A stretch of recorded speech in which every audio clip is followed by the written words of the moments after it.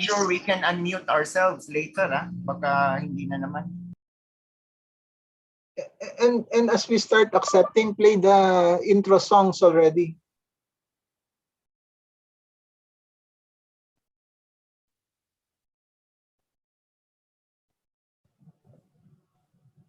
Can we already be heard?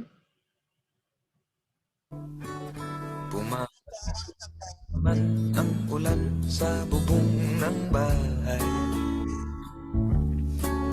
di maiwasang gumawa ng di inaasahang bagay. Laklak ng laklak ng bir ng magdamagan, may kahirapan at di maiwasan. Mabuti pa kaya matulog ka na lang at baka sumakit ang tiyan.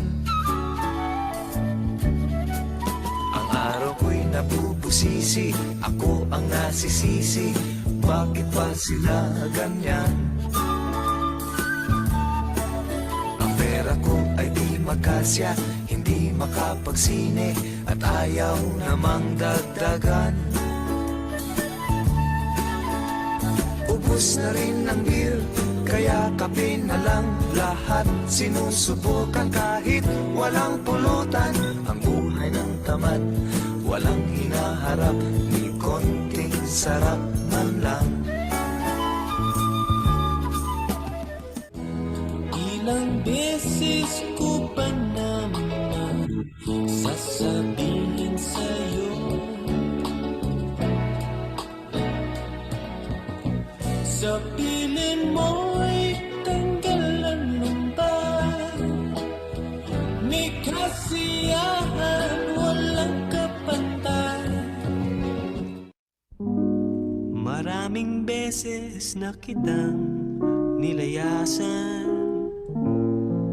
iniwanan at ibang pinuntahan. Parang babaeng ang hirap talagang malimutan.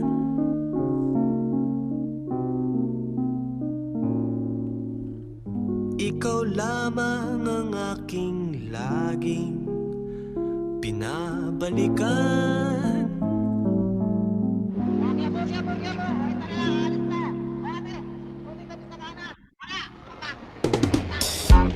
Manila, I keep coming back to Manila. Simply ain't no place like Manila.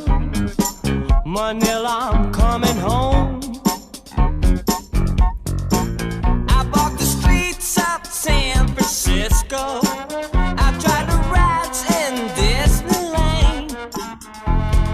Dated a million girls in Sydney. Somehow I feel like I don't belong. Hinahanap kita, Manila.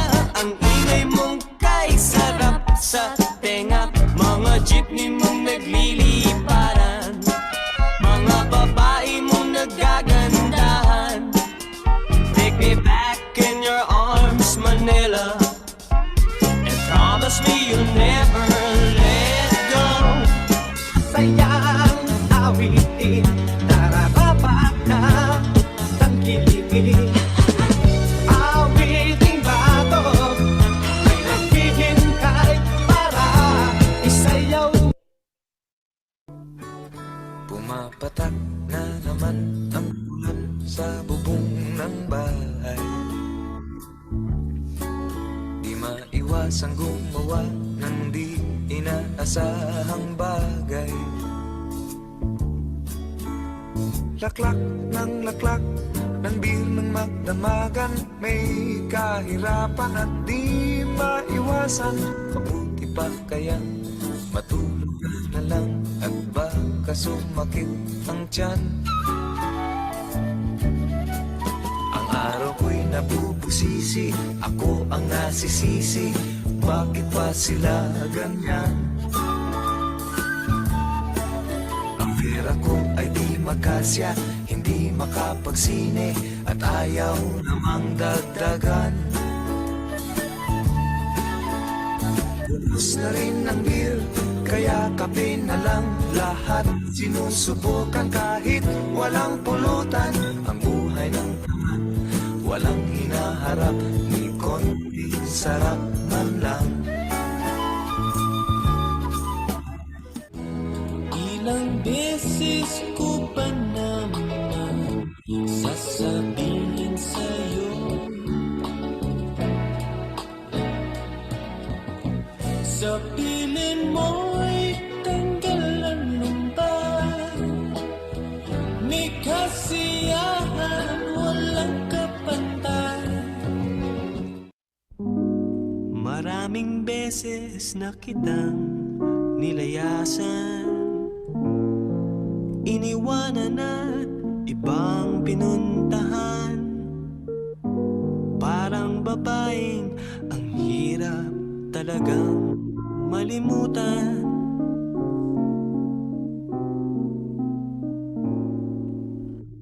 Ikaw lamang ang aking laging pinabalikan.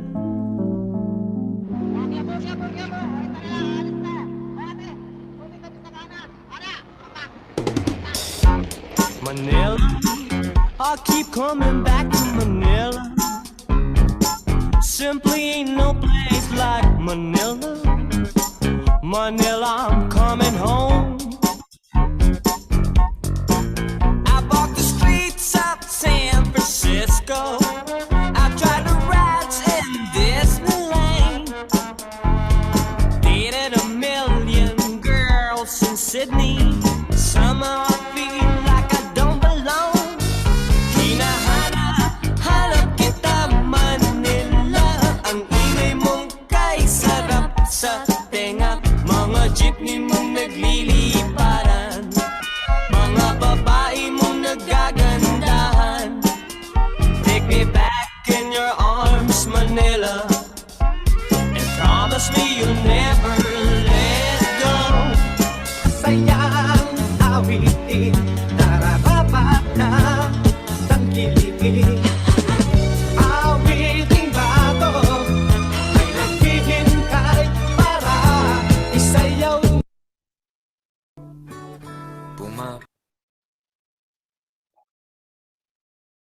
Let us now sing the Philippine National Anthem.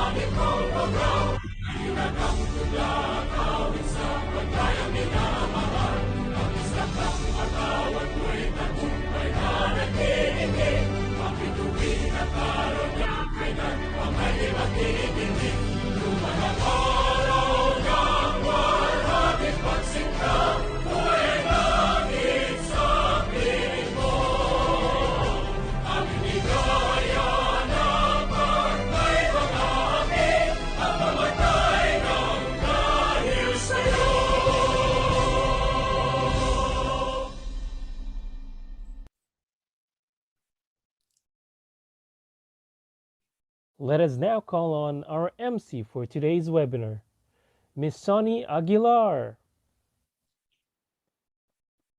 Good afternoon, fellow Phoenix members, friends, our Zoom participants, and our esteemed guest speaker. Welcome. I am Sonny Aguilar, your host for today's webinar. This webinar is presented to you by Phoenix through its Arts and Culture Committee entitled Pop-Pinoy, Hitback, Ngayon at Kailanman, ang Manila Sound. I'm sure that most of you were greeted by familiar tunes as you came in. This webinar will be different from our past webinars. You will know from the songs that you have just heard that you are in for a ride into an eventful and meaningful era into contemporary history, the 70s. For many of us, it seemed like yesterday, but for the younger set, hey, 45 or so years ago is 45 years. But let me not get ahead. Before we formally start, may I call on the dapper Attorney Butch San Juan for an invocation in a song.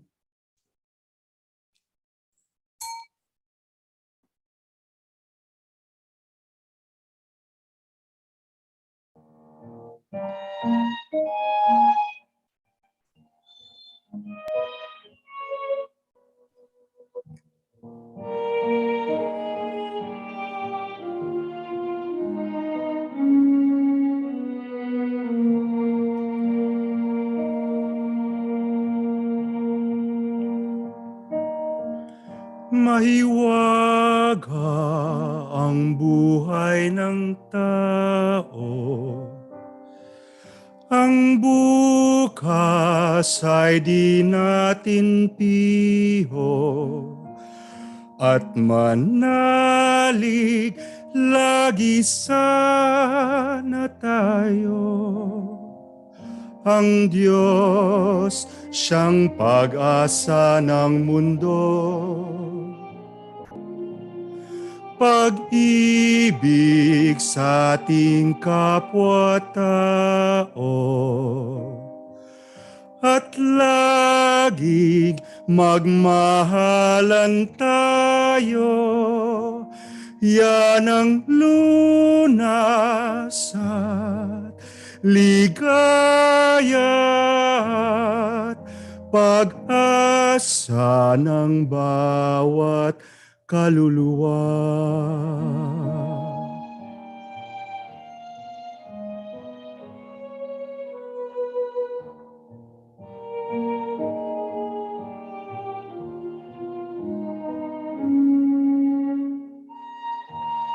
Panginoon, hirangin ninyo akong sugo ng iyong kapayapaan. Kung saan may pagkasuklam, maipunla ko nawa ang pagmamahalan. Kung saan may dilim, ang liwanag. Kung saan may lumbay, ang ligaya.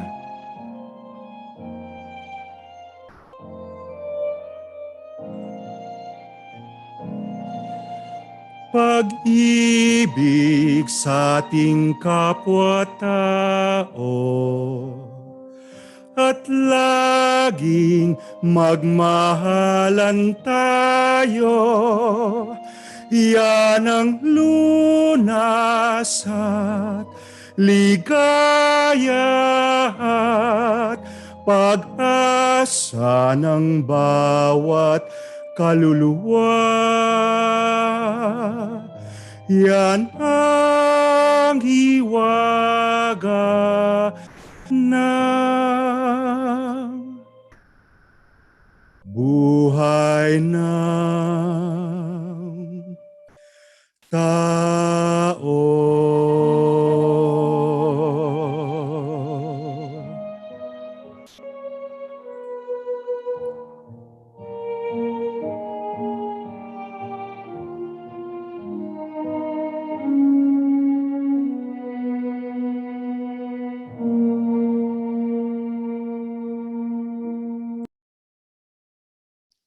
Oh, thank you, Butch. Thank you, Butch, for that lovely rendition.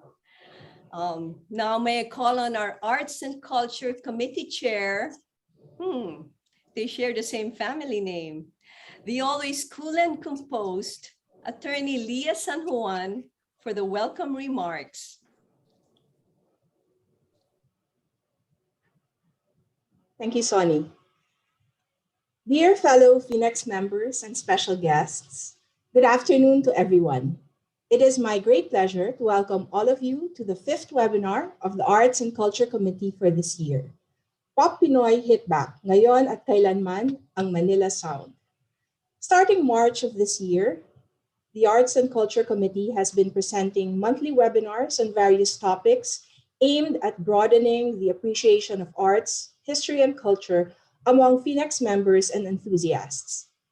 Today, we cover a topic that we have not yet explored in our previous webinars, music, more specifically, popular contemporary Philippine music. We are fortunate to have with us today Mr. Moy Ortiz, a singer, songwriter, producer, teacher, and writer who is popularly known as the artistic director and arranger of the vocal group, The Company. He will be taking us back to the music of the 70s, the Manila sound, featuring the grooving disco beats of the Hot Dogs, VST, the Boyfriends and Hagibis, the catchy popular melodies of the Apo Hiking Society, Vico J. Puno and Ryan Cayabyab, and the soulful, enduring ballads of Basil Valdez, Haji Alejandro, and Florante, to name a few. Moy will be entertaining and informing us with bits of trivia and stories about this musical movement during the martial law era. Many consider this to have provided the foundation for what is popularly known today as modern contemporary OPM.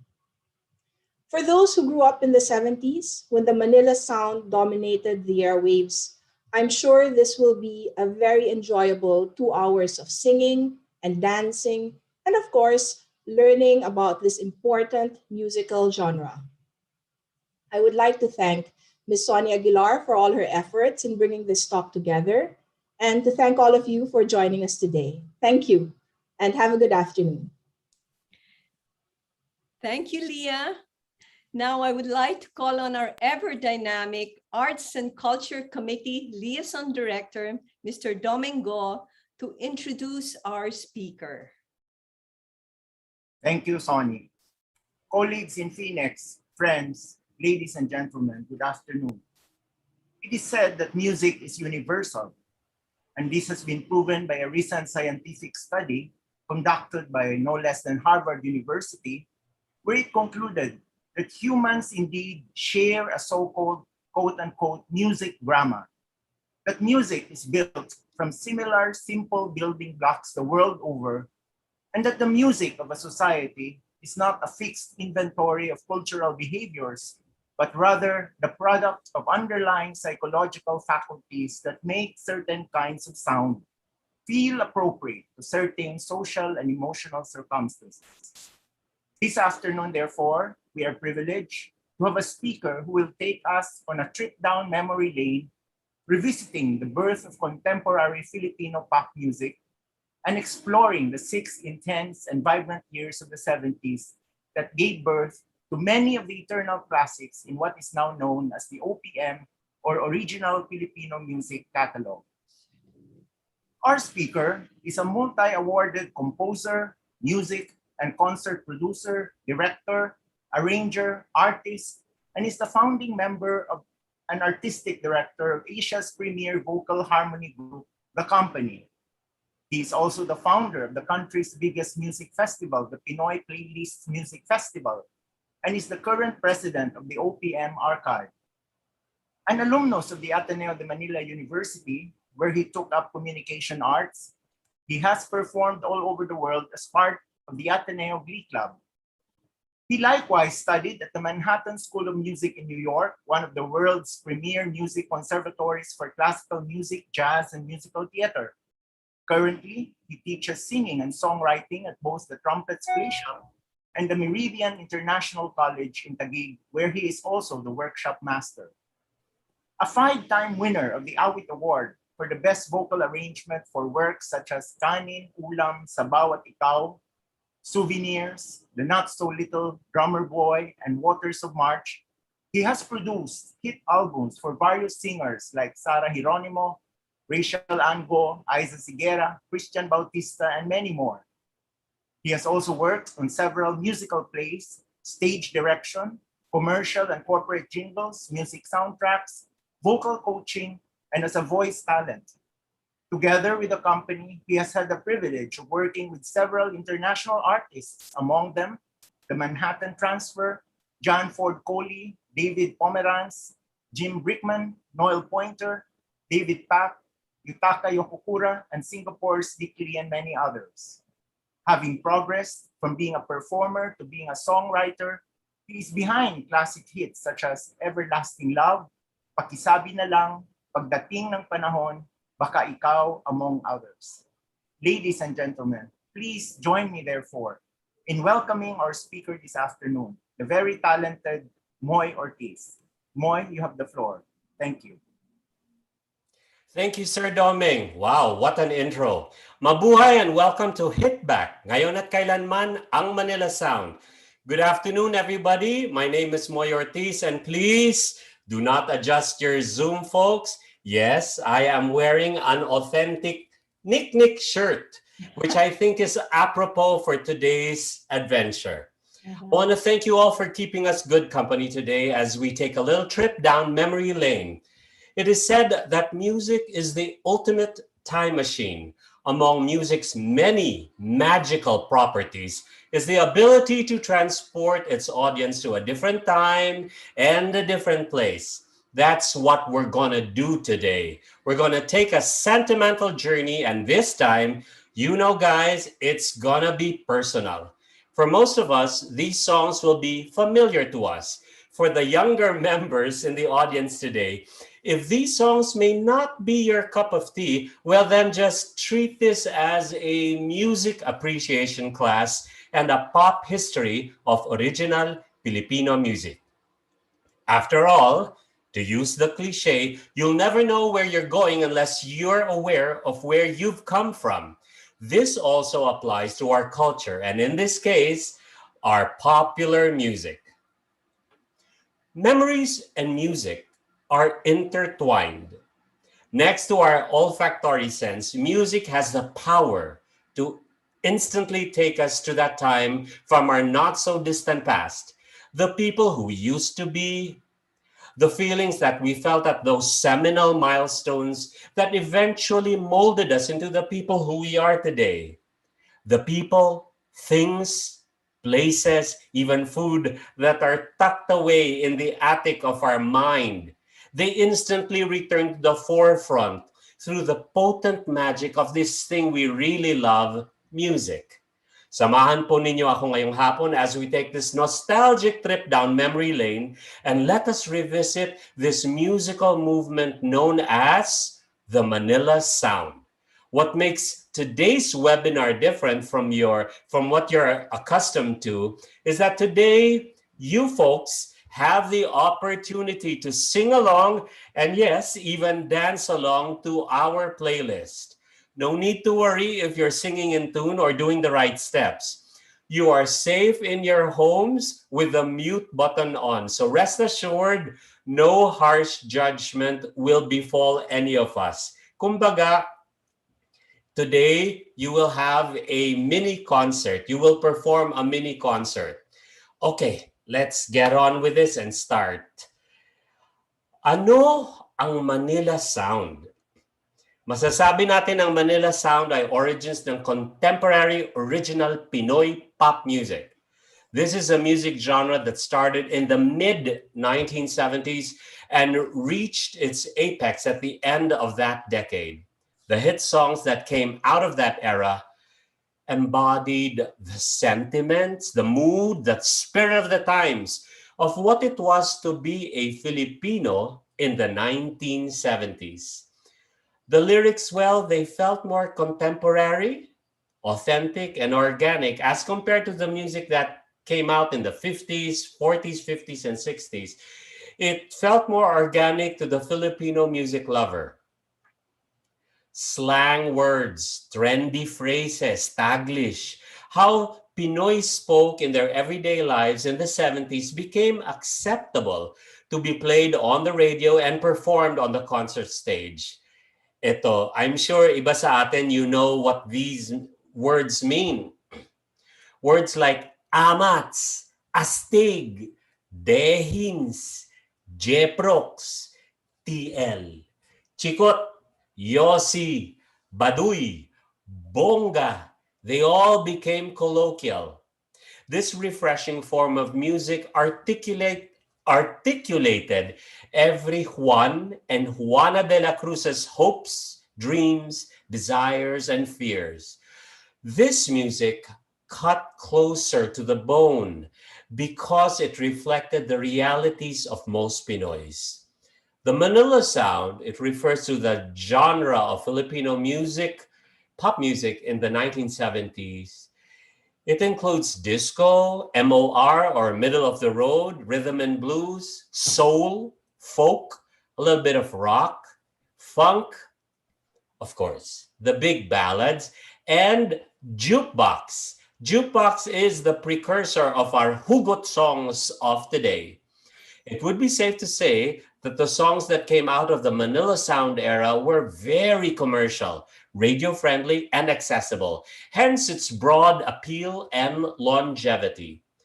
A lot of people consider this Manila Sound era the first golden age of original contemporary Filipino music. It was during this time, the mid-70s, when there was this huge explosion of creative and musical output from Filipino music artists, our very own Pinoy Renaissance, so to speak. Name any music genre and one could find a Filipino creating excellent music there. Yes, it's true that these music genres did not originate from our shores. Almost all popular music genres come from the West, mainly US and Europe. But it is undeniable that when a Filipino music artist would infuse his or her aesthetics, sensibilities, viewpoints, and articulation into this music genre, the music permanently transforms the genre and it now sounds and becomes Pinoy na Pinoy. Now, maraming nagsasabi na very derivative daw ang mga kanta sa Manila Sound era. Minsan tunog Bee Gees, minsan tunog Donna Summer, minsan tunog Village People, minsan tunog Karen Carpenter. Sabi ng mga bata dito, sino po sila? Anyway. Well, to some degree, yes, it's derivative. That's true. OPM was still finding its stable foothold amongst its audience and in the music landscape. And if wider acceptance would mean starting with Tagalog adaptations of Western hits, for example, this is personal to me dahil binili ko yung 45 record nito, 2 pesos and 50 centavos. I remember buying this, one of my first records that I've bought. This is an example of Tagalog adaptations that really made it big. Best-selling single of Haji Alejandro. The title is Panakip Butas, originally recorded by the Fifth Dimension and known in English as the song The Worst That Could Happen, written by the great Jimmy Webb. And yung isa pang hit ni Haji Alejandro na Tagalog adaptation, it's called Tag-Araw, originally known as Charade by the Bee Gees. So if that was our entry point just to make a mark in the music scene, then so be it. So for our first sing-along song today, let's enjoy Haji's Tagalog adaptation. Music, please.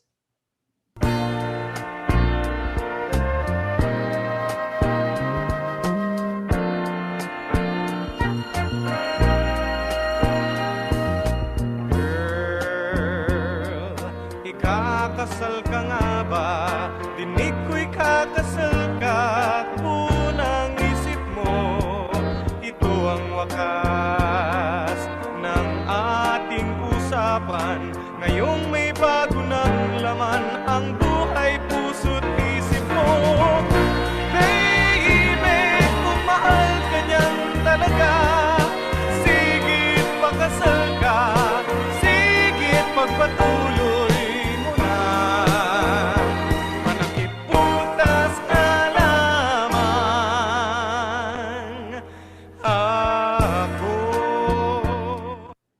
Nako, sweet memories. Nag-uumpisa lang tayo, folks. Before Manila Sound, there was a segment of Philippine society that looked down on original Filipino pop music. Ahem, guilty po ako.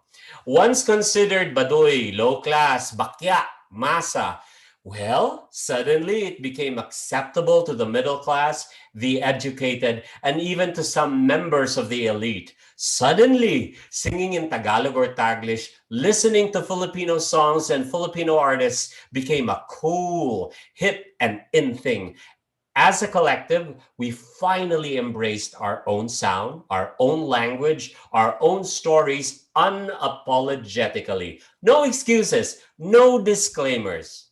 Now, sidebar po tayo. On a personal note, I was not living in the city of Manila when the movement of Manila Sound exploded on radio and television.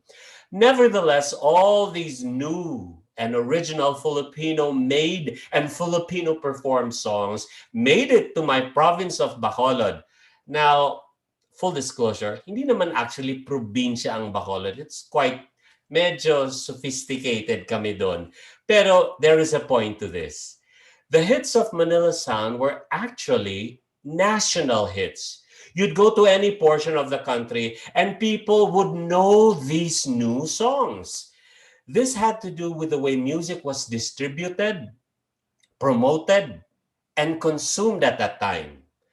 The music that enjoyed airplay and airtime was more controlled, centralized, and curated. Now, today, it's literally a free-for-all. To each his own. Kanya-kanyang playlist on Spotify. Music is music is very fragmented and very tribal. Parang politics, but let's not go there. Moving on.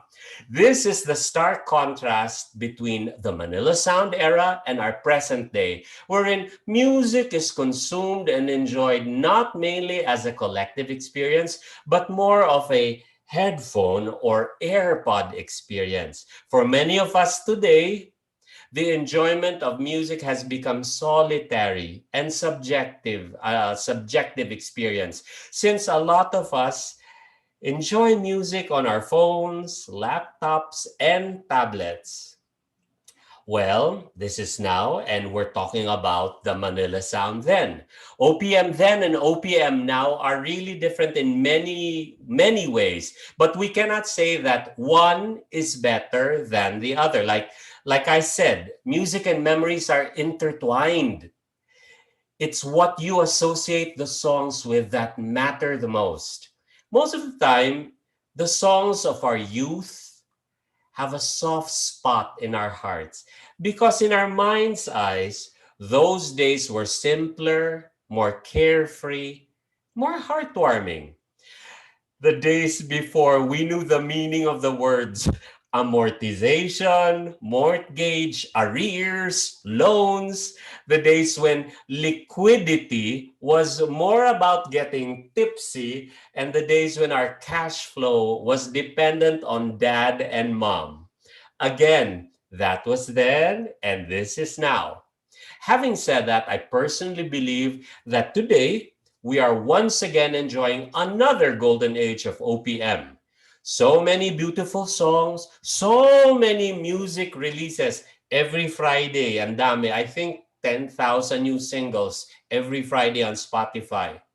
So many Filipino music artists out there. So many outlets of distribution for musical content. Actually, the son of Sunny Aguilar, Javi Aguilar, is part of Sony Music International, and he knows what I'm talking about this music distribution and this golden age of OPM right now.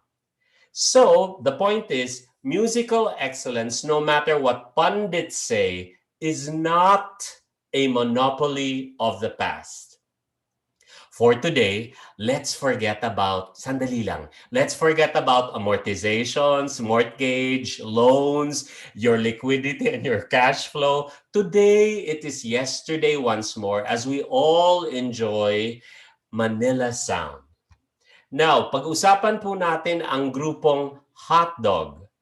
Many music pundits consider the band Hotdog, walang S, Hotdog, as the main architects of the Manila Sound. Yung mga taga-Lasal dyan, magiging happy sila kasi mga taga-Lasal sila.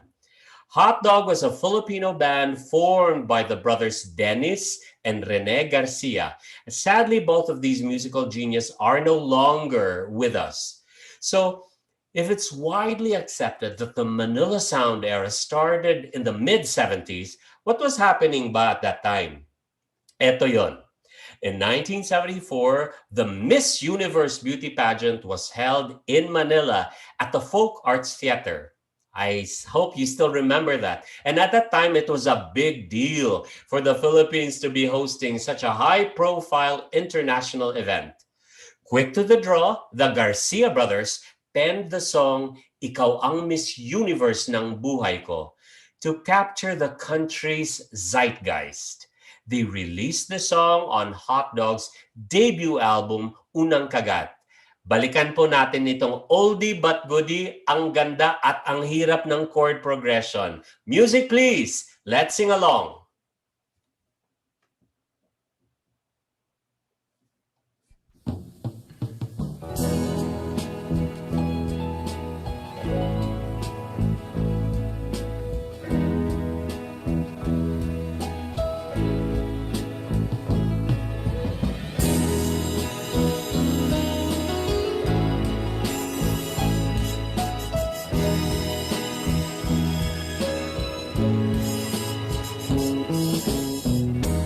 Ikaw ang Miss Universe ng buhay ko.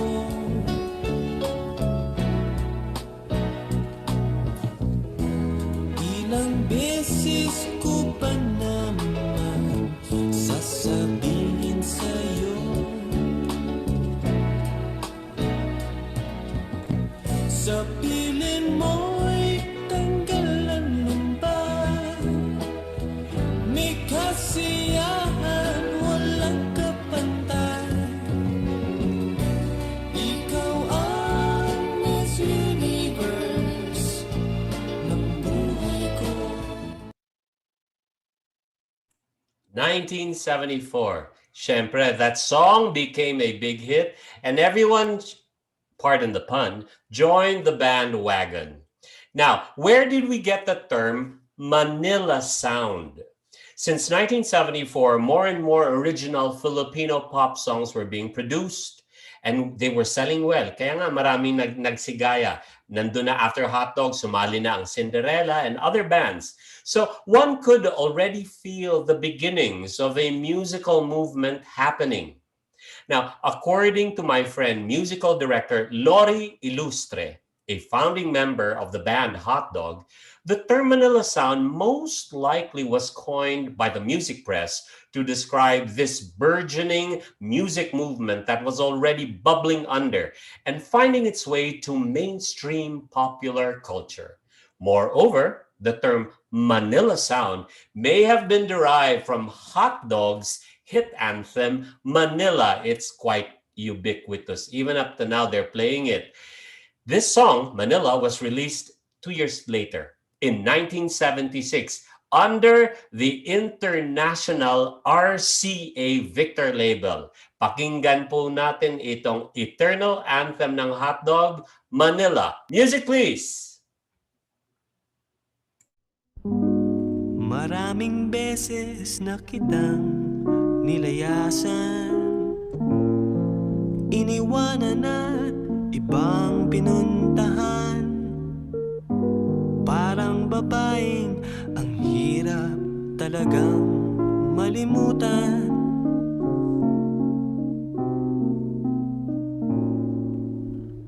Ikaw lamang ang aking laging pinabalikan.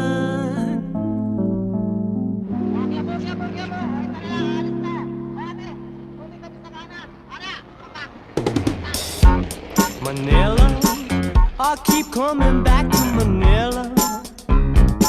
Simply ain't no place like Manila. Manila, I'm coming home.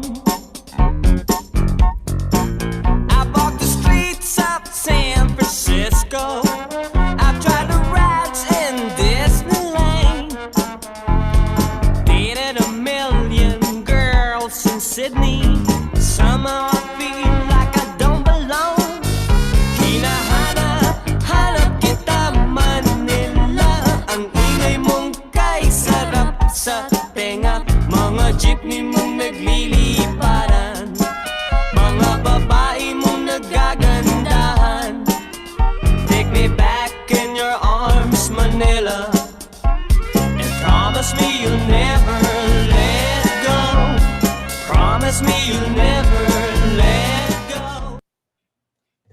December. Doon po natin nakuha yung term Manila Sound. Now, the catalog of hits of the band Hot Dog was enormous. Among them are the songs Bongga Kaday, Ani Batong Bakal, Bebuti Nga, Dying to Tell You, Langit na Naman, First Love. So the Garcia brothers were truly musical geniuses. Sidebar. Before we had this pandemic, Resorts World Manila, they were already in rehearsal and in production of the jukebox musical of the music of Hot Dog, ang title Bongga Kaday. But sadly, because of this pandemic, it seems that we're going to be watching that jukebox musical of the Resorts World after the pandemic. Ganun kadami ang hits ng Hot Dog. So it's safe to say that the brothers Rene and Dennis Garcia of the band Hot Dog laid the groundwork for the movement that was to be known as the Manila Sound. Hot Dog Band was the pioneer and the purveyors of this thing we love up to now, the Manila Sound, and the beginnings of OPM. Now, because of time constraints today, we shall divide Manila Sound, the discussion of Manila Sound, into three music movements. Let's start with the first movement. Manila Sound at the height of disco, 1977 up to 1979. Because the height of Manila Sound era was smack in the middle of the disco years, many of the big hits were actually disco songs. Buoyant, spirited, and just flat out fun. Many consider the disco years as an escape to the problems of the times. In Manila, we were dealing with martial law, the oil crisis, the widening disparity between the haves and the have-nots, lots of political, social, and economic tensions. So it felt natural that escapism would be the answer. It was some form of reprieve and relief from life's problems and pressures. A place where people would forget their troubles and just feel good just for a little while. Disco, meaning rather OPM disco, was the panacea. The more successful Pinoy disco acts in this genre during the Manila era were the following. Of course, take note of the t-shirt. This is original merchandise po.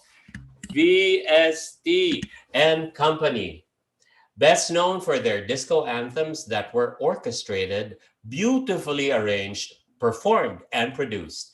The core group of the band was composed of the Soto brothers, yes, yung mga artista Val and Vic Soto, the Rigor brothers, Spanky, Roger, and Male, plus many other session musicians that made up the iconic VST and Company band.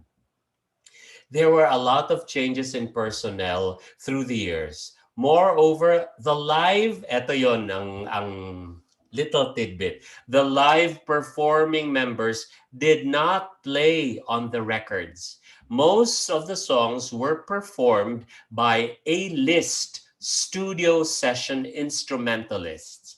Pero the vocals, sila Vic, Soto, sila po rin yun.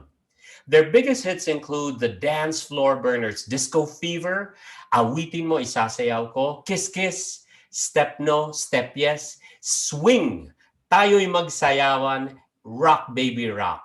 So, DJ Raf, this is our disco portion. If you want to dance, you can stop your video and dance at home. Play music! VST and Company.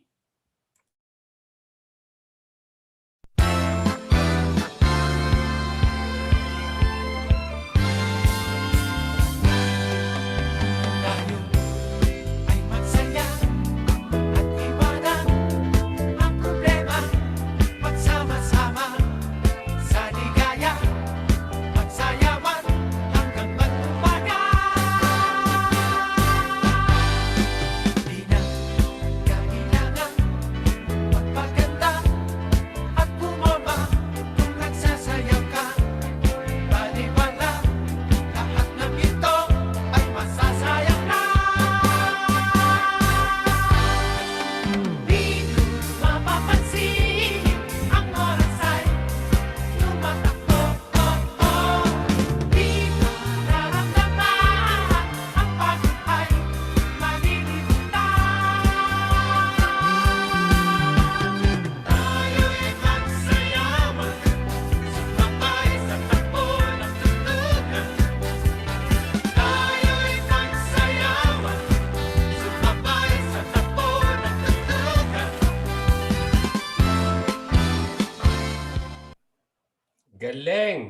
VST. Even the production and the sound and the composition, it still works. It still works up to today.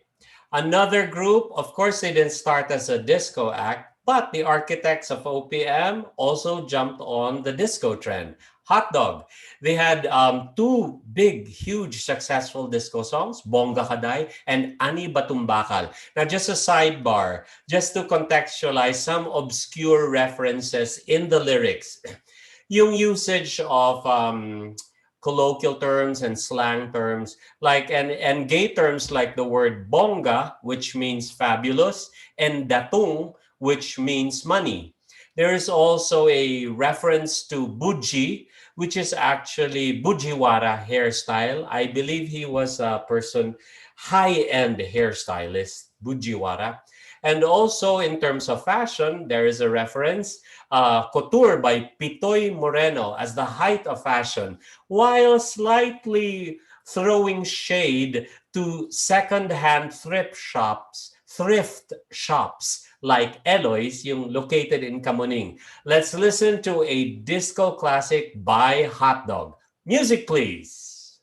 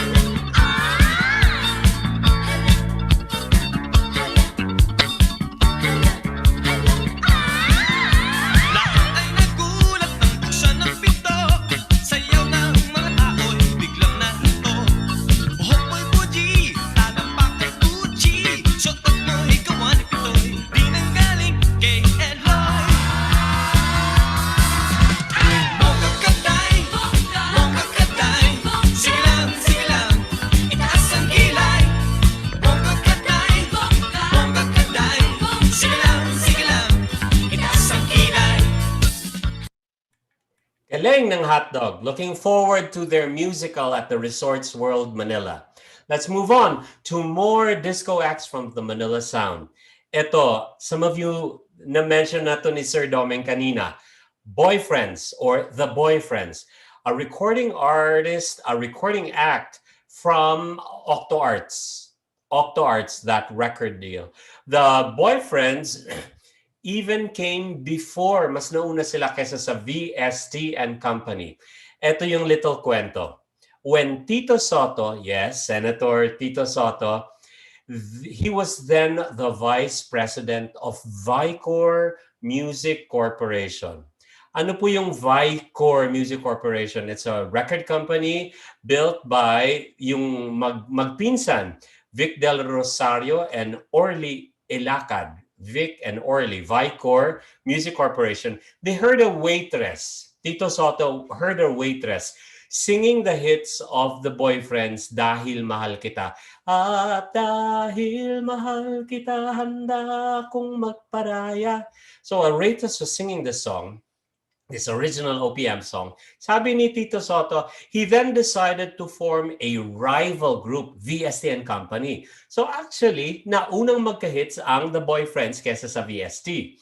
When I was writing this presentation, it dawned on me that this next OPM classic that we're going to listen to and sing along to is not by VST, but is actually by The Boyfriends. Pakinggan po natin to.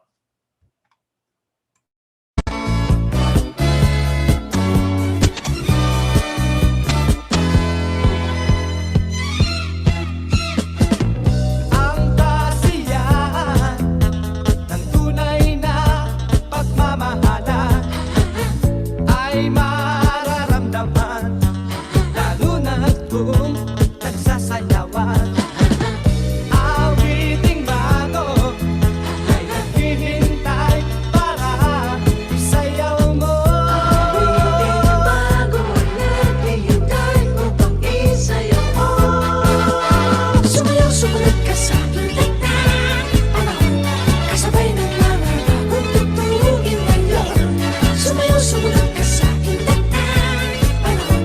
makisama, mag-enjoy ka. Ngayon. So, that was The Boyfriends, not VST. Sumayaw Sumunod. I believe Augie Alcacid did a cover of that in the 90s. The next disco act we're going to listen to, eto, The Philippines Answer to the Village People. Sabi ng mga bata dito, sino po sila? Anyway, Google nyo na lang. They were a song and dance performing group that dressed in hyper-masculine archetypes. Now, the stage performers were yung pinakasikat sa Hagibis, si Sonny Parsons, Bernie Fin. That was pinakasikat, si Sonny Parsons. The other members were actors and models, si Bernie Fineza, Mike Rispal, Joji Garcia, and Mon Picasso. So, sa Hagibis, unbeknownst to most, very similar also to the story of VST and Company, all the vocals of Hagibis were performed in the studio by a rock god, a rock legend, si Mike Hanopol, formerly of Juan de la Cruz Band. He's the guy who had a hit with the song Laki Salayaw, Jeprox. So, amidst all of his rock posturing and rock aesthetic, he was doing studio work and singing disco songs and sounding like the Village People under the brand Hagibis. Maraming hits po ang Hagibis. Katawan, Legs, Ilagay Mo Kid, Nanggigigil Kami. Okay, sidebar tayo. Now, these songs are products of their time. Songs like Katawan and Legs, songs that would objectify women as merely body parts. And now they are politically incorrect in this Me Too movement era. But as I said, culture and acceptable behavior in society are always in flux and evolving. So instead of judging it, let's just take it for what it is, a product of its time. Pakinggan po natin ang medyo politically incorrect na mga awitin ng Hagibis. Play, DJ!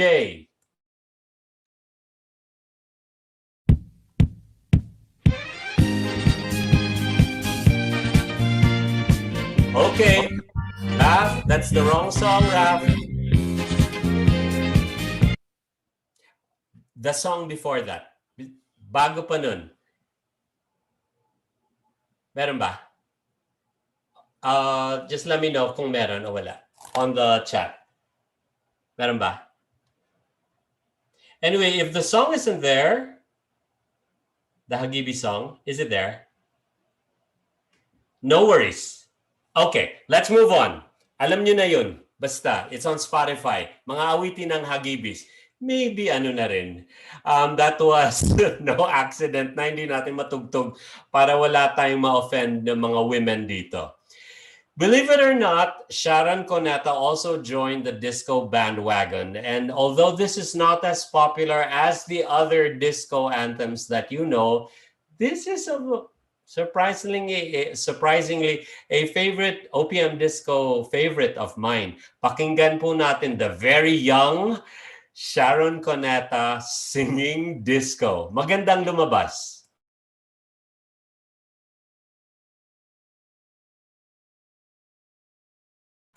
Music, please. That video that you just played, Sir Raf.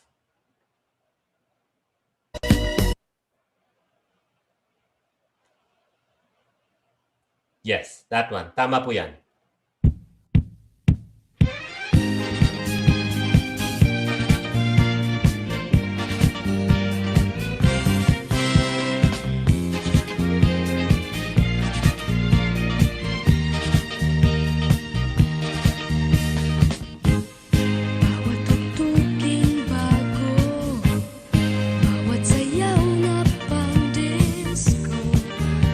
Subukan ko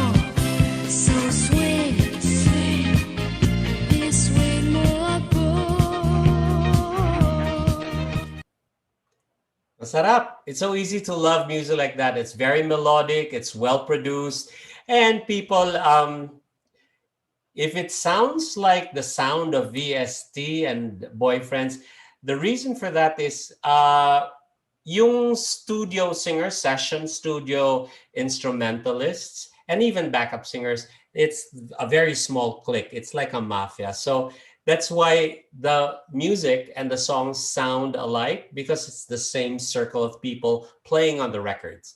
Okay, ito naman ang OPM's version of Donna Summer daw.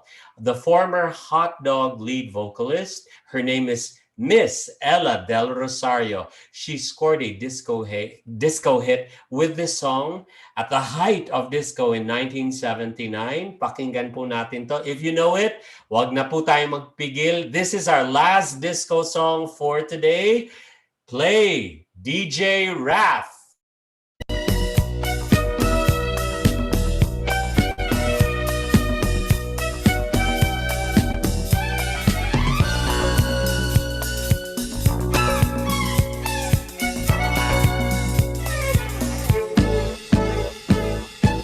Di mo lang alam ang aking nadarama.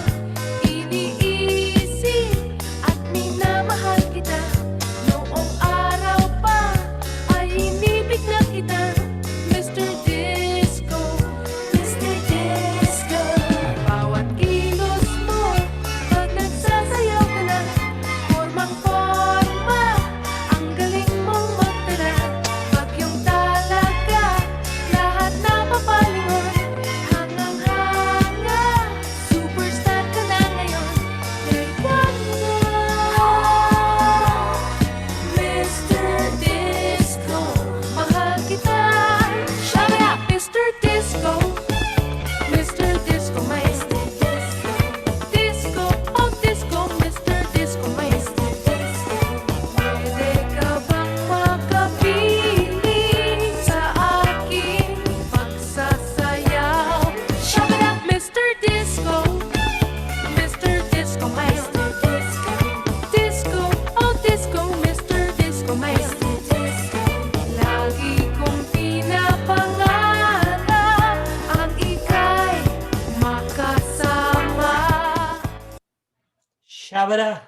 Okay, so now we understand why disco, OPM disco, became the panacea to life back then.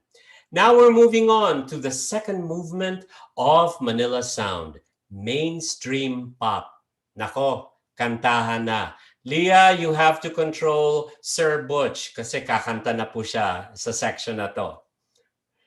In the 1970s, when you said pop music, it had a certain sound that sounded, well, for lack of a better word, really popular and pop. It had melody, structure. The lyrics were carefully crafted and measured. It was a craft. It was catchy and commercial. Since a lot of Filipinos could and loved to sing, the songs that became hits were also very, very singable, even to the non-professionals. A lot of these mainstream Manila Sound pop songs are still alive and well in the consciousness of even today's generation. Here is a hefty sampler of the big pop music hits, mainstream pop music hits in the Manila Sound era. Okay, so hold on. Movement 2 is undoubtedly this webinar's sing-along portion.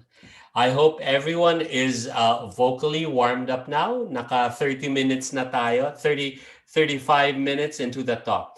Of course, when we talk about pop hits, mainstream, let's talk about, we talked about her earlier, Miss Sharon Cuneta.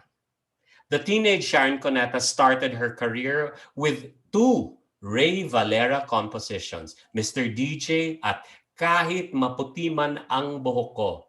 Sidebar, Sharon was 13 years old singing a song about old age. So I can see the parallel to a young Michael Jackson singing the song Too Young. So siguro doon ang galing yung inspiration for the song, doon ginawa ni Ray Valera. let's listen to the debut song that, the smashing debut single that made Sharon Cuneta, Sharon Cuneta.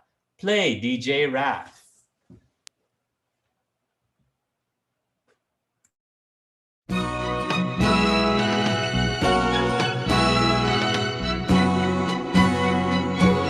Kung tayo ay matanda na, sana'y di tayo magbago.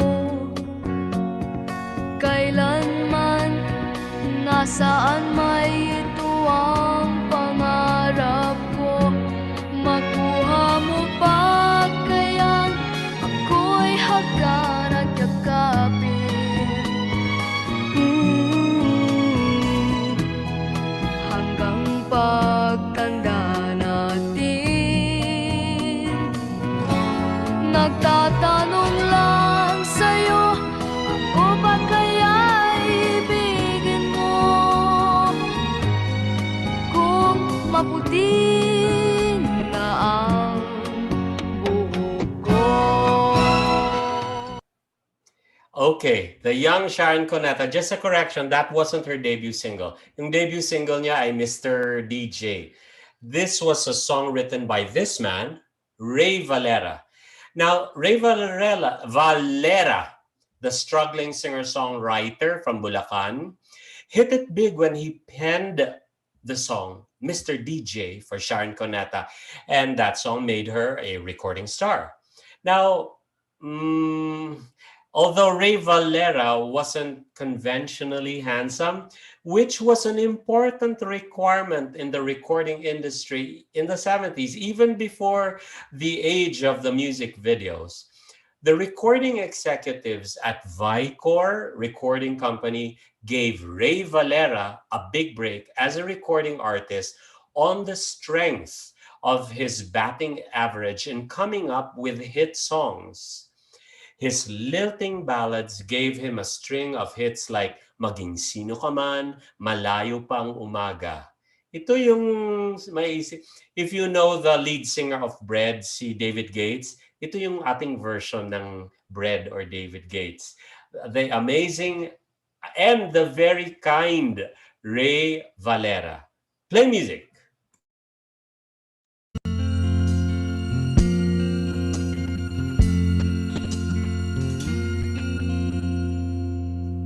Ang pag-ibig ay sadyang ganyan, tiwala sa isa't isa'y kailangan. Dati mong pag-ibig wala akong pakialam, basta't mahal kita kailan pa man. Huwag kang mag-isip ng ano paman, mga paliwanag mo'y di na kailangan. At kahit ano pang iyong nakaraan, mamahalin kita maging sino ka man. Mahal kita pagkat mahal kita. Iniisip nila ay hindi mahalaga, mahal kita maging sino ka man. What a voice. Genius, genius. Okay, and we'd like to talk about and listen to the music of another pillar in the Manila Sound and OPM. Now let's look at the music of Apple Hiking Society. This hit-making trio composed of Jim Paredes, Danny Javier, Boboy Garovillo, mga Atenista naman, yay! They achieved tremendous success and iconic status with their hits Love is for Singing, Mahirap Magmahal ng Shota ng Iba, Nakapagtataka, Pumapatak na Naman ang Ulan, and Lumang Tugtugin, just to name a few. Now, aside from being engaging, energetic, and entertaining live performers, the members of Apple knew the ins and outs of how to craft a hit record, being producers, arrangers, marketing executives for the record company Gem Records. Now, it is even said the term OPM, Original Filipino Music, was coined by Danny Javier as a marketing ploy to market a full album of Haji Alejandro under Gem. So si Danny yung nag-isip ng OPM. Let's listen to one of the big hits of Apo Hiking Society during the Manila Sound years. Play music.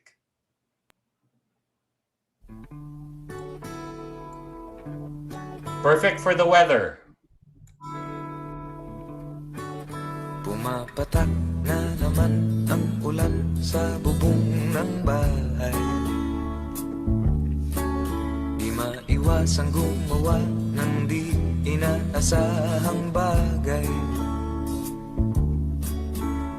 Laklak ng laklak ng bir ng magdamagan. May kahirapan at di maiwasan. Mabuti pa kaya matulog ka na lang at baka sumakit ang tiyan.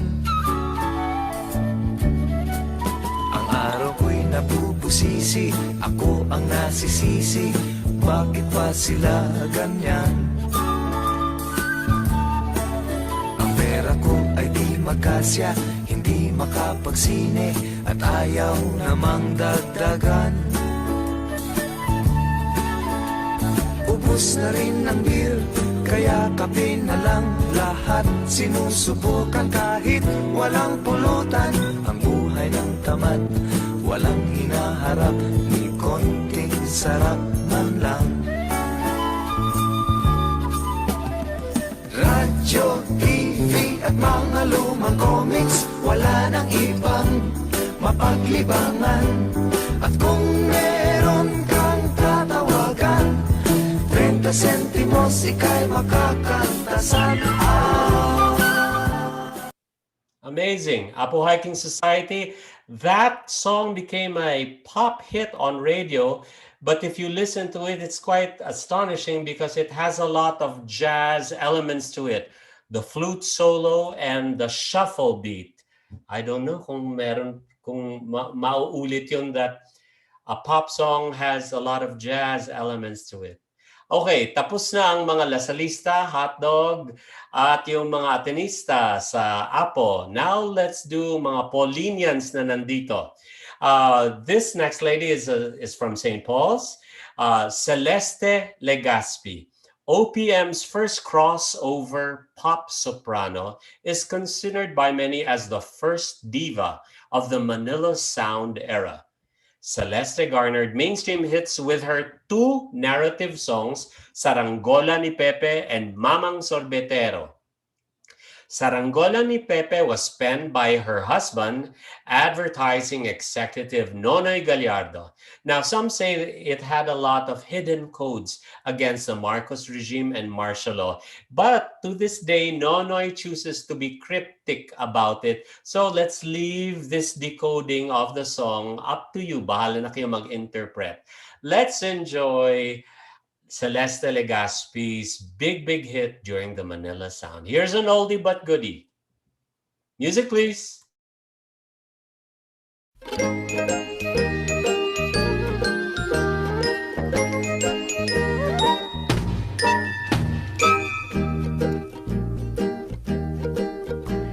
Matayog ang lipad ng saranggola ni Pepe, matayog ang pangarap ng matandang bingi. Umihip ang hangin, nawala sa paningin, sigaw ng kahapon, nilamon ng alon. Malabo ang tunog ng kampanilya ni Padre, maingay ang taginting rosaryo ng babae. Nay, nay, nay, nay, nay, nay, nay, nay, nay, nay, nay, nay, nay. Celeste Legazpi, representing the Paulinians. Ngayon naman, we have someone to represent the Assumptionistas here, Miss Leah Navarro. Ingat tayo, she doesn't like it when we say Leia Navarro. She's very sensitive about it. Leah Navarro. This Assumptionista Colegiala brought class and polish in the Manila Sound era. Alongside Celeste Legaspi, Leah is considered to be one of OPM's first ingenues. Her hits include Kailangan Kita, Ligaw Tingin, and many more. Let's sing along to this beautiful, on a personal note, love to ng aking tatay. Let's listen to her hit, Kailangan Kita. Play music.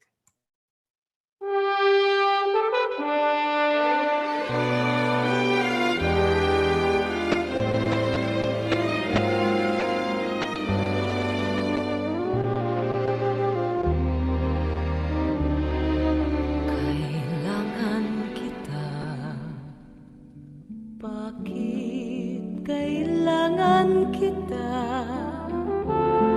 Bakit uhaw sa hamog ang bulaklak tuwina? Bakit ang awit ay kailangan ng himig na kailangan ng titik na kailangan ng tinig? Kailangan kita. Kung gano'y di ko alam, basta't kailangan kita, magpakailan pa man. Sakali sinta, ako'y lisanin mo na. Buhay kumat kaluluwa ay di na kailangan pa. Sarap, Leah Navarro. Now everyone must bow down to the king. Of course, Attorney Leah, please try to control. Attorney Butch, baka kumanta na to. This is the music of the king, Basil Valdez. This living legend is considered by many as OPM's first king. Basil amassed an impressive canon of timeless hits when he started his solo career during the Manila Sound years. His 1977 solo debut album, Ngayon at Kailanman, was an instant smash across the board. His style and music was always poetic, introspective, and emotional. Because he was a philosophy major at the Ateneo, his songs gravitated towards the existential. The hits kept on coming one after the other. Songs like Hanggang sa Dulo ng Walang Hanggan, Iduyan Mo, Kastilyong Buhangin, Nais Ko, and so much more. Now, this year, Basil is celebrating his 51st year in the entertainment industry and is still actively performing and recording. Let's listen to one of Basil's evergreens, eternal hits. Sing along time, folks.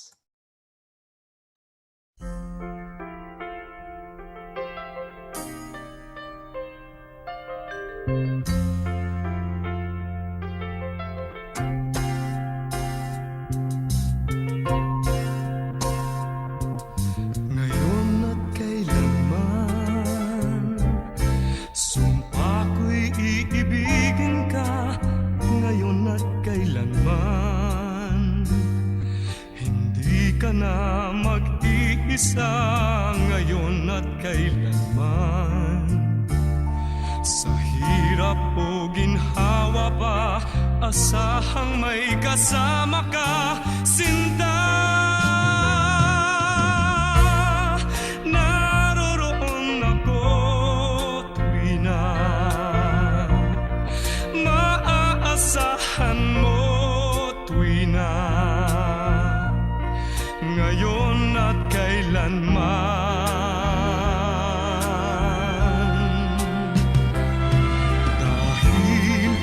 sa'yo nang maitadhanang ako'y isilang sa mundo upang sa araw-araw ay siyang makapili mo upang ngayon at kailanman ikaw ay mapaglingkuran. Hirang, bakit labis kitang mahal? Pangalawa sa may kapal, higit sa aking buhay. Sa bawat araw ang pag-ibig ko sa'yo liyan, lalong tumatamis, tumitingkad. Bawat kahapon ay daig nitong bawat ngayon, na daig ng bawat bukas. All right, all hail the king, the first king of OPM. On a sidebar, kung hindi lang tayo na pandemic, you know what was the plan in 2020? There was supposed to be a concert back to back, Basil Valdez and Ryan Cabiab and my group magi-guest kami. The title was 50-50 because both Basil and Ryan are celebrating their 50 years in the industry last year. So that's one show that we have to look forward to when after this pandemic. Okay, let's talk about another royalty in the Manila Sound, another king, the late Rico Puno. The late soulful balladeer, acclaimed for a number of hit songs including Lupa, Damdamin, May Bukas Pa, Kapalaran, Macho Guapito. Rico was like the Elvis of the Manila Sound era in the sense that his concerts and albums and special events would cause mayhem and pandemonium. Rico was a certified superstar on stage and in the recording industry. Let us all pay tribute and remember the soulful Rico Puno. Play music.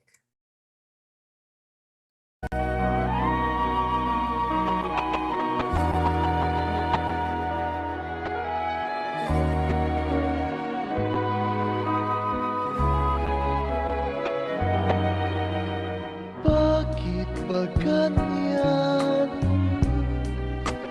ang buhay ng tao?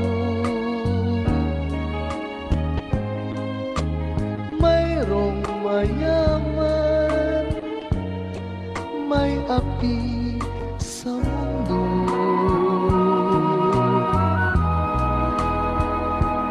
Kapalaran kung hanapin, di matatpuan.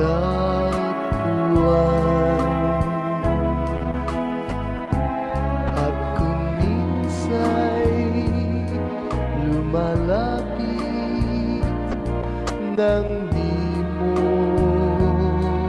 alam, o bakit kaya may ligaya't lumbay sa pag-ibig, may bigot tagumpay.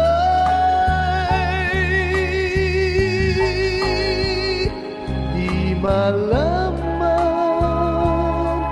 di maisip kung anong kapalaran sa atin ay naghihintay.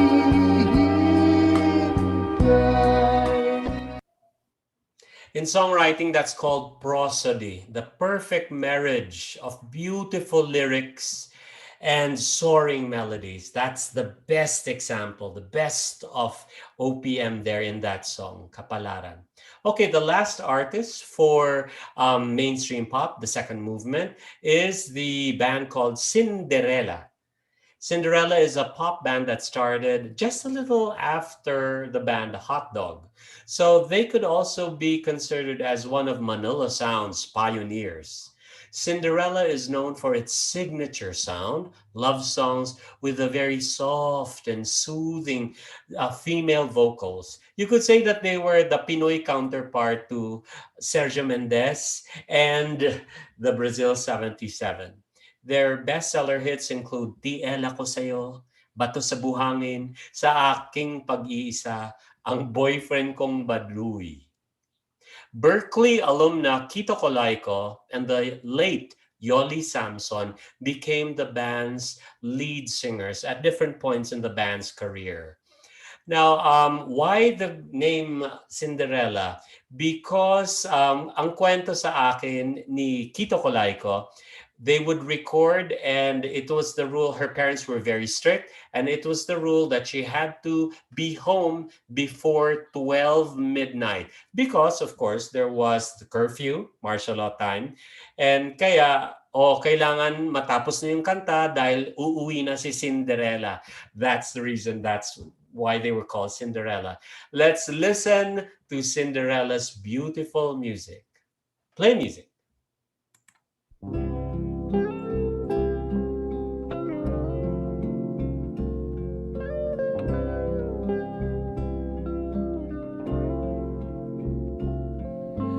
Kapag ang puso'y natutong magmahal, bawat tibok ay may kulay at buhay.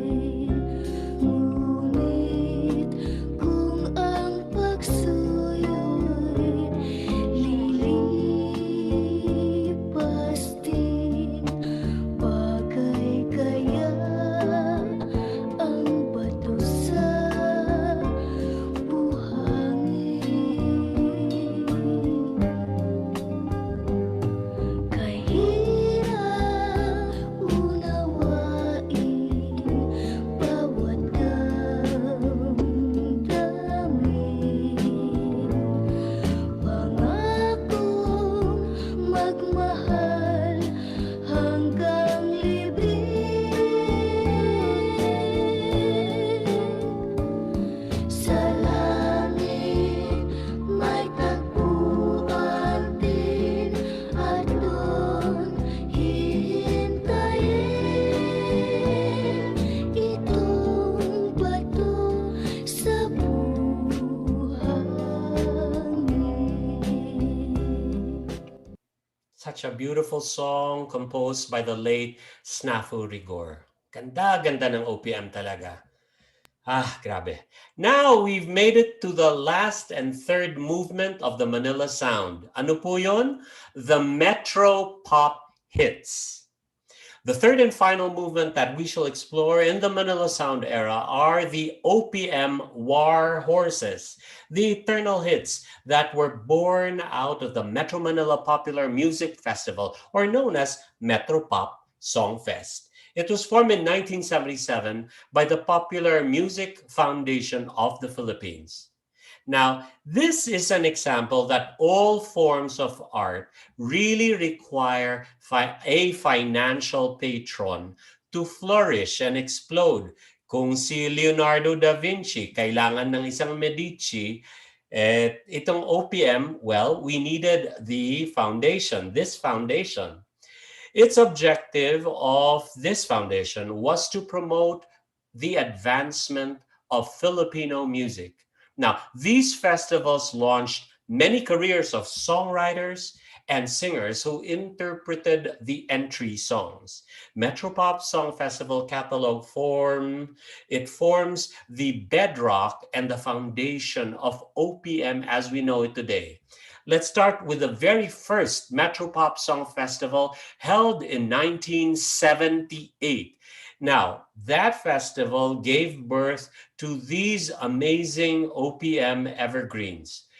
The grand prize winner of the first Metro Pop was Ryan Cayabyab's Kay Ganda ng Ating Musika, interpreted by Haji Alejandro. Let's listen to OPM's Eternal Anthem. Music, please.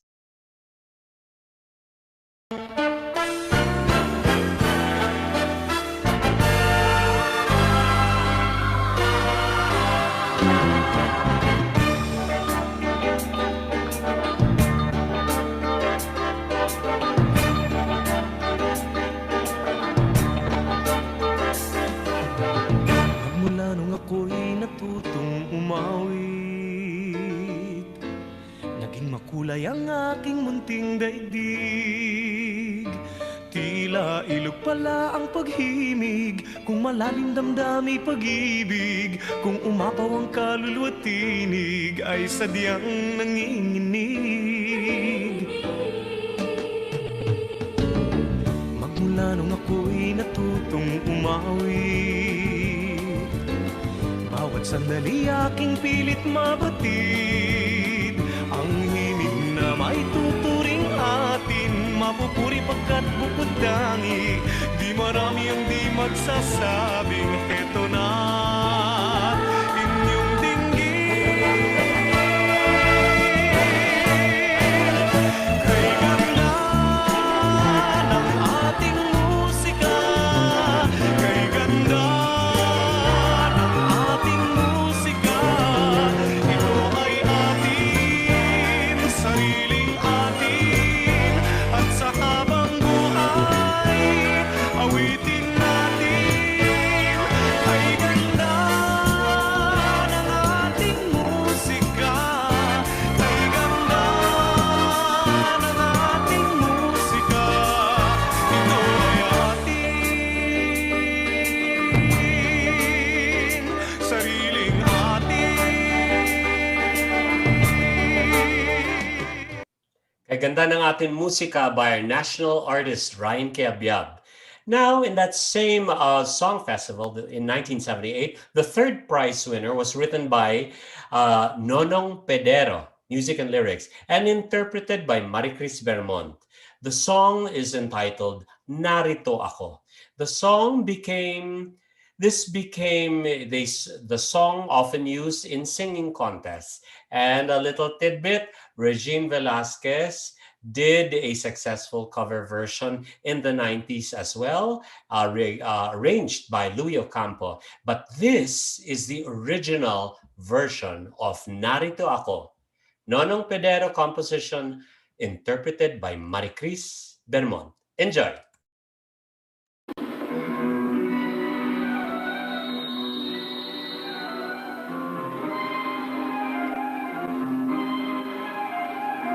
Narito ako, umiibig, laging tulala at ligalig. Ito na naman at halos di mapapalit sa damdamin na pinakamimiti. Narito ako at lagi nang nakatingin sa mga ulan at bituin. Okay, so that was the original version. Now, the wonderful thing about the first Metropop Song Fest in 78, even the non-winners became eternal OPM classics. Case in point, this next song, music and lyrics by the interpreter, Freddie Aguilar. Of course, you know now. The song is called Anak. And Anak it didn't win at the Metropop Song Fest, but Anak became an international hit, very big, especially in Japan. It was released in 56 countries and had 27 language adaptations. Now, the Haji Alejandro moment of doing Tagalog adaptations of Western hits. Now, this was a full circle for OPM. Baliktad na ngayon. Non-Filipinos were doing adaptations of this Filipino song, Anak, in their language. Let's enjoy Freddie Aguilar's Anak.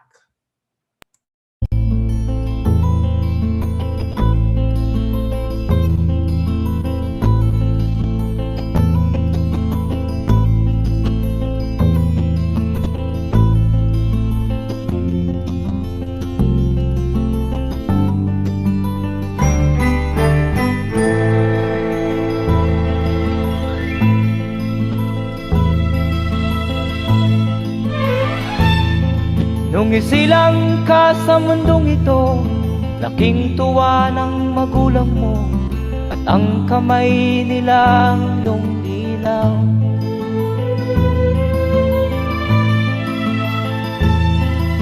At ang nanay at tatay mo'y di malaman ang gagawin, namasdan pati pagtulog mo.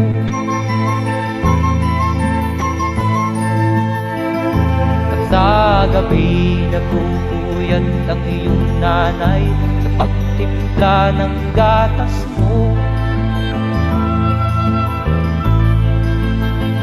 At sa umaga na may talong ka ng iyong amang tuwang-tuwa sa'yo.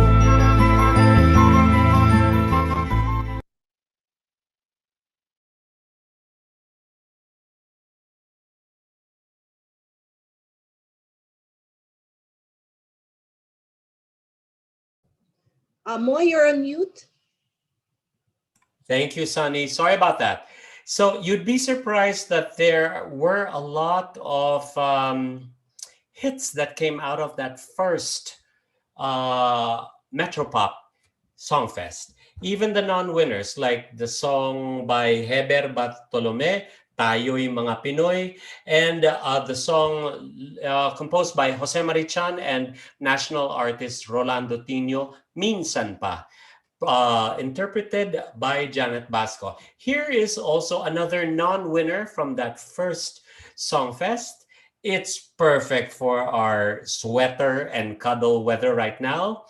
Music and lyrics by Joel Navarro and Rolando Tino. It is a, how would you say?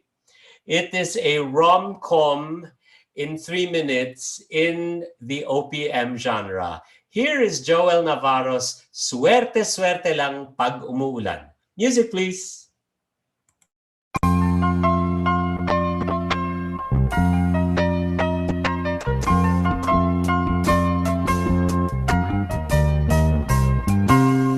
Martes ng umaga sa may kubaw, may isang babaeng nagpapayong. Ang naisip ko, eto na ang hinihintay mo. Narinig mo yatang sabi ko, at biglang sabi mo'y mukhang uulan. May lugar pa rito, sige, sukog na. Sadyabang swerte-swerte lang pag-umulan. Nung palang ako naabutan ng swerteng ganon, hawak ko ikaw at ang payong mo, at kahit ulan ay tumilang bigla. May nangyayari ng hiwaga. Swerte Lang by Joel Navarro. Just a little kwento sa inyo. Joel Navarro was a family friend in Bacolod, and before he joined the Metropop with that song, the song was actually in English. And how did the song go? Sunshine in the rain makes me feel okay. So we were singing that version in Bacolod. And then this became an eternal OPM hit when it joined the Metropop. Let's move on. 1 year later, 1979, the second Metropop Song Festival was held, and the grand prize winner, finally vindicated, si Freddie Aguilar, was the song Bulag, Pipi at Bingi, lyrics by Snafu Rigor, the same man who wrote Bato sa Buhangin, interpreted by Freddie Aguilar. But for today's purposes, we are going to be listening to the second prize winner of the second Metro Pop, lyrics by the mag-boyfriend and girlfriend Louie Ocampo and concert pianist Rowena Arrieta. Interpreted by, hindi po sila ang nag-compose, but interpreted by the Apo Hiking Society. Let's listen to Ewan.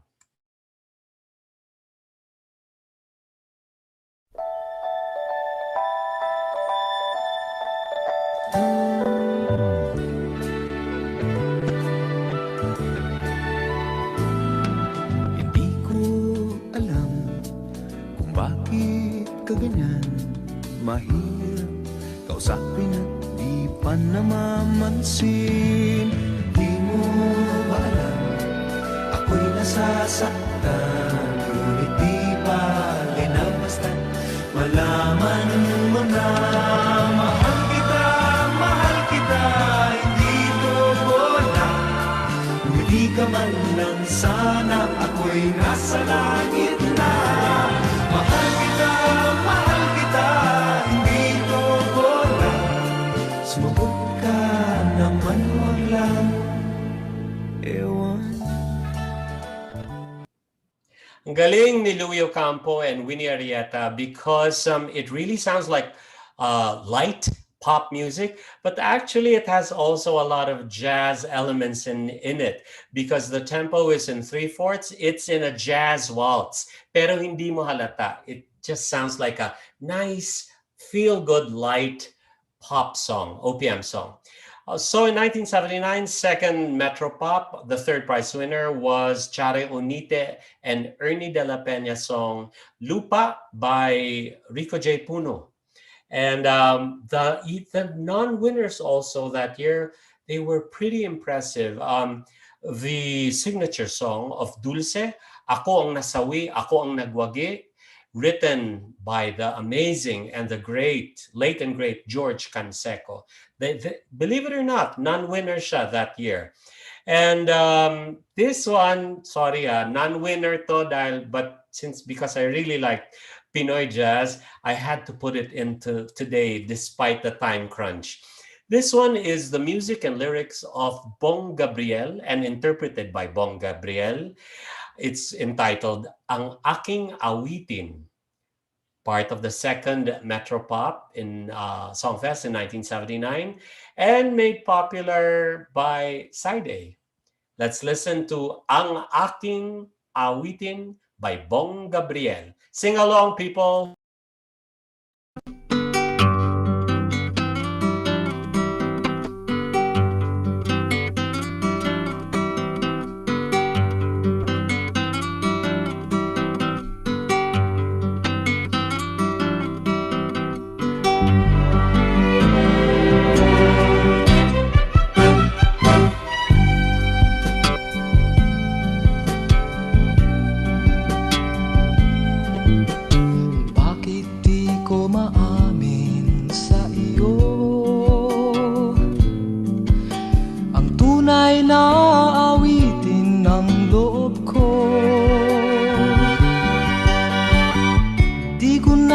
Mabuhay pa kung wala sa piling mo.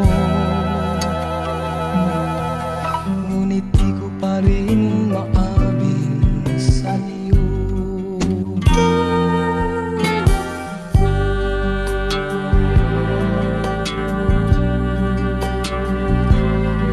Di malaman ang sasabihin pagkaharapan, ngunit nililingon naman pagtumbaraan na. Ang laking pagkakamali kung di niya malalaman. Kaya sa awiting kong ito padarama. La la la la la, la la la la. La la la la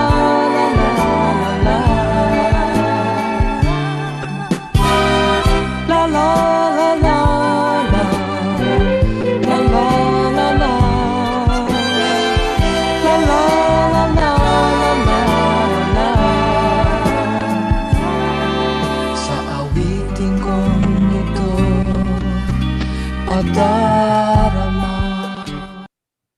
Beautiful, beautiful song.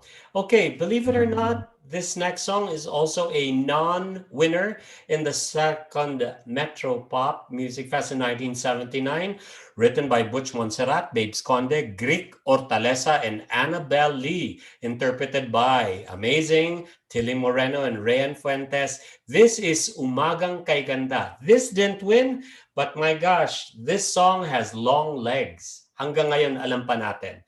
Play music.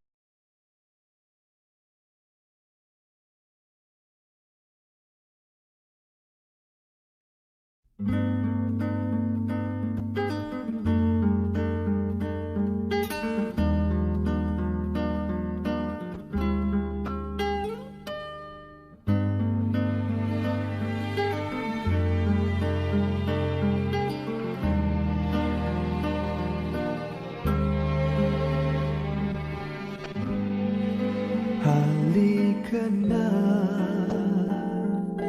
pumikit, limutin ang problema. Hihintayin ang umaga.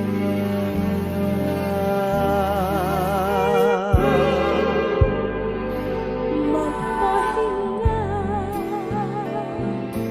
panaginip ng kaliligaya. Darating din ang umaga. Basta tayo'y magkasama, laging mayroong umagang kay ganda. Parang sikat ng araw, may dalang liwanag sa ating pangarap.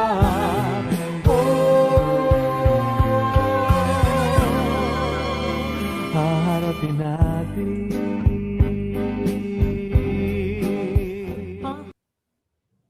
Okay, that is a non-winner from the second Metro Pop. Sunny, yay! It looks like we're going to hit our 90-minute mark.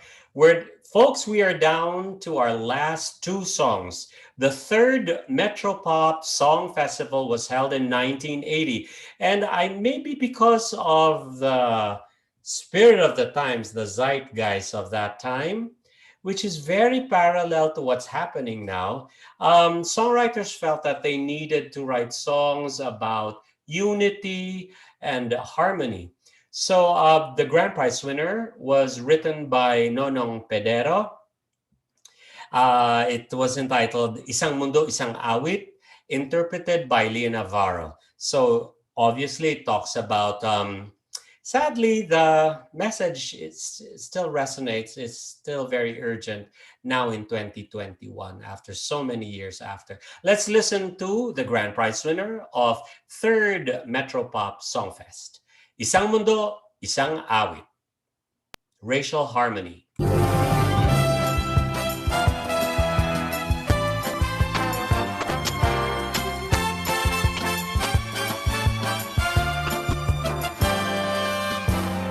Ngayong mundo'y gulong-gulo at lahat tayo'y litong-lito. Pag-ibig sa kapwa-tao, sa daigdig dapat ituro. Kung bawat puso ay marunong magmahal, kapayapa at kasiyahan tiyak na makakamtan. Lahat tayo'y pantay-pantay sa biyaya ng may kapal. Lahat sana'y akbay-akbay, handang tumulong kanino man. Kung bawat tao ay marunong magmahal, anumang kulay o salita, tiyak makikiisa. Je t'aime, te amo, I love you. Watashi wa anata o aishitemasu. Ishi dish, inibig kita, wa ID. Paano man sabihin, ang mundo'y turuan natin. Tanging lunas ang pag-ibig.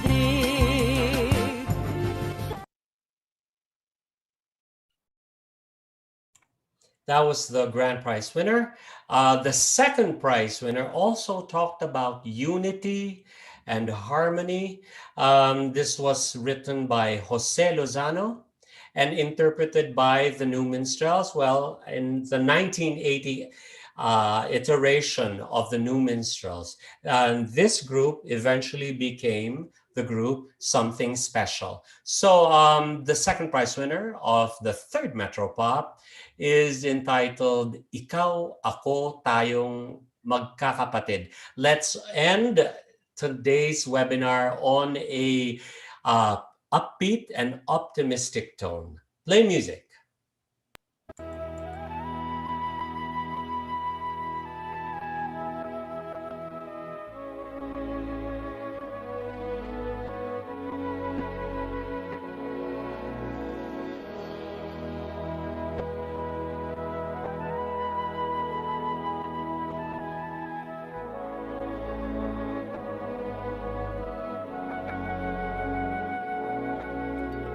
Huli ang ibon, nagsasayaw sa hangin at laging masaya. Bakit kaya ang tao may isip at talino, nalulungkot pa siya? Natutuhan lang ng bawat nilikha ang umibig sa tao at daigdig, lungkot nila'y mapapawi. Ligaya'y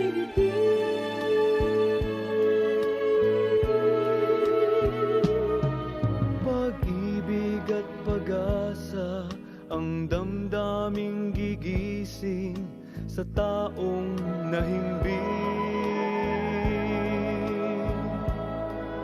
Ang tunay na ligaya sa ating mga puso muling magniningning. Ikaw at ako, hindi man magkalahi ay dapat matutong magmahal. Ituring mong tayong lahat ay magkakapatid.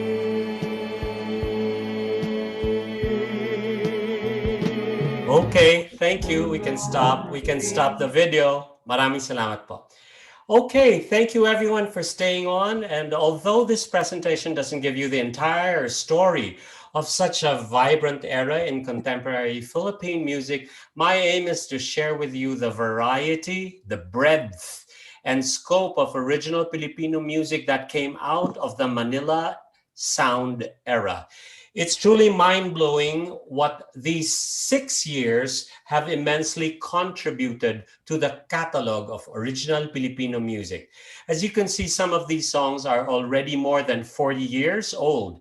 This is proof positive that a good song, no matter how old it is, whatever the music genre is, has no expiration date. Common human emotions, stories that are relatable and accessible, memorable and catchy melodies and lyrics will always survive the test of time and trends. So for those who hold the firm belief that OPM songs from the Manila sound years were the absolute best of this country has ever produced, opinions like these are highly subjective. As I mentioned earlier, music and memories are intertwined. And as I mentioned earlier also, music triggers the people, things, and places that are tucked away in the attic of our minds. It's different from generation to generation. Actually, nostalgia comes in waves, in 30-year waves. Right now, what's big now amongst the young adults are 90s nostalgia. You can see it in the music, you can see it in the fashion. Hence, the fondness for the music of the Eraserheads, River Maya, and Francis M. They are enjoying another resurgence. No matter who you are, you will always have a special fondness for the music that served as the soundtrack of your youth. It doesn't matter if you were a carefree kid of the 70s, the 80s, or the 90s. It is what it is. The soundtrack of a more carefree, responsibility free version of yourself. And I think that's perfectly all right. Everyone has a right to indulge in a little nostalgia once in a while, to revisit one's youth, one's former self. That's perfectly okay to go back to yesterday.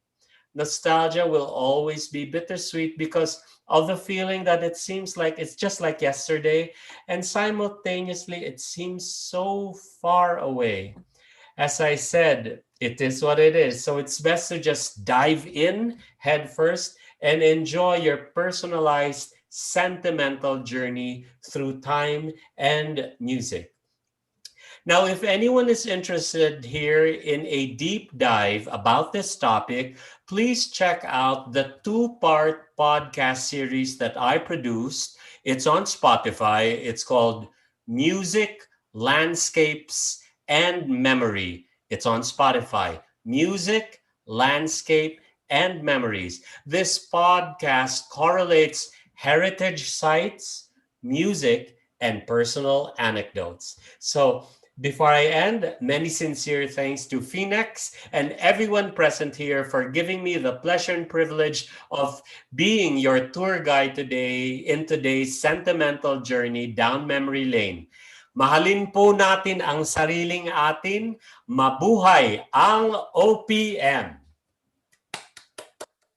Thank you, everyone. Thank you, Moy. Wow, what music does. I was reading through the chat and a lot of nostalgia, a lot of positive vibes. You had awakened memories that have been tucked away, a snapshot of history through music, and you certainly explained how the Pinoy's heart beat at that period. So that was indeed a journey back in time, making us reminisce moments when those songs were being played, no? And you showed how music helped us express our emotions and sensitivities of that era in our own casual words. I guess they were more pure, more, the expressions were uniquely Filipino, masking the pain of separation and broken hearts in jaunty tunes. But may I ask, Moy, what surprised me was that you mentioned about Hagibis, those macho men whose different voices were actually sung by no one from the group. Mike That's right. Hanspol. Yes. Was that allowed? Yes, at that time anything was alive. There were a lot of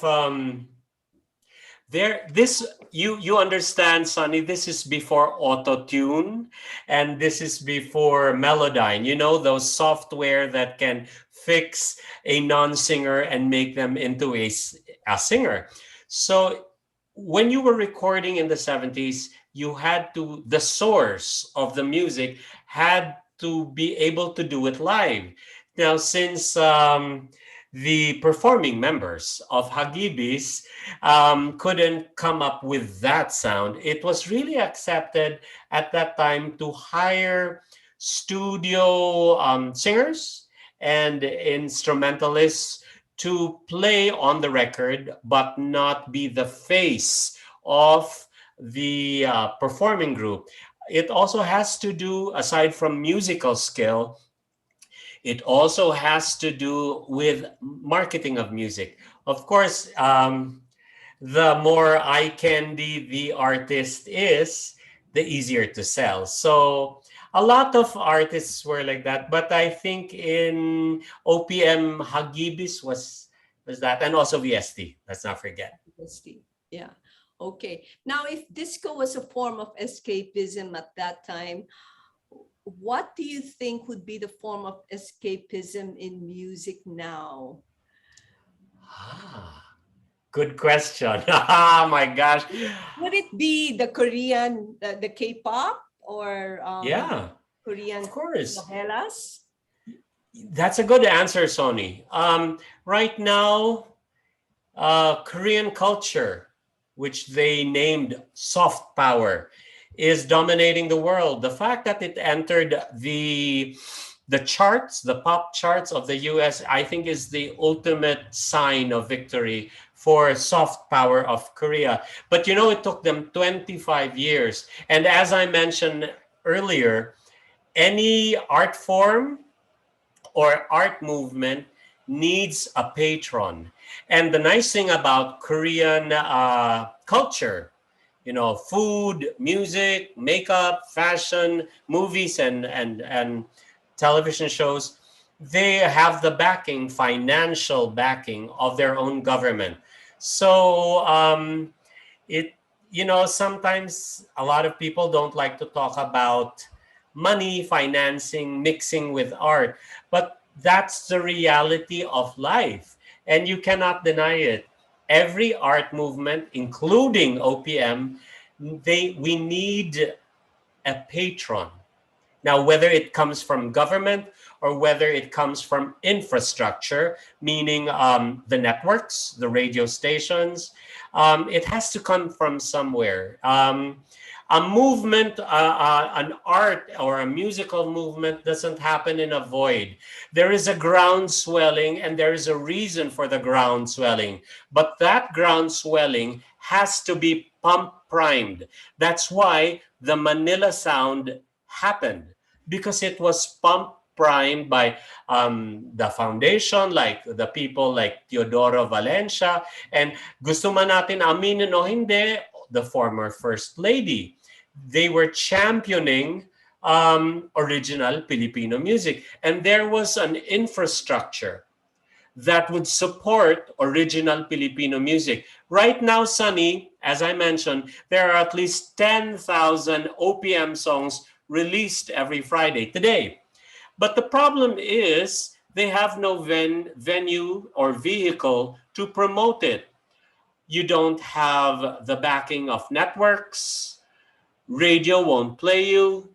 So that's the main difference. The market is saturated with product, but there is no ground swelling like in the Manila Sound era, because there is no patron or infrastructure to pump prime the movement. Yun po ang kailangan talaga natin ngayon. Okay, so with the digitization of music, yeah, you see a lot of, it's easier to produce your own music and upload it, right? So I guess the role of the labels now would be to pump prime that, to help in making it play on radios. Is it that way? Well, the difference is because of the democratization of music, to produce it and to distribute it. Sad to say, and I hope your son doesn't take offense with this. Major record labels have less power now than they did back then, because right now anyone producing a song in their homes on their laptop can go straight to the music distributor. It's called an aggregator. Example of that is DistroKid. There are many aggregators to get themselves distributed internationally, globally. The problem is, because there's so much product out there, is to rise above all of those releases and to be noticed. That is the main challenge of every music artist, whether you're beginning or established, to be noticed amidst all the releases.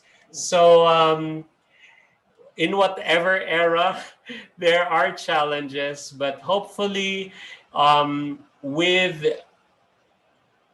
Filipinos loving and being passionate about their own music, anything is possible.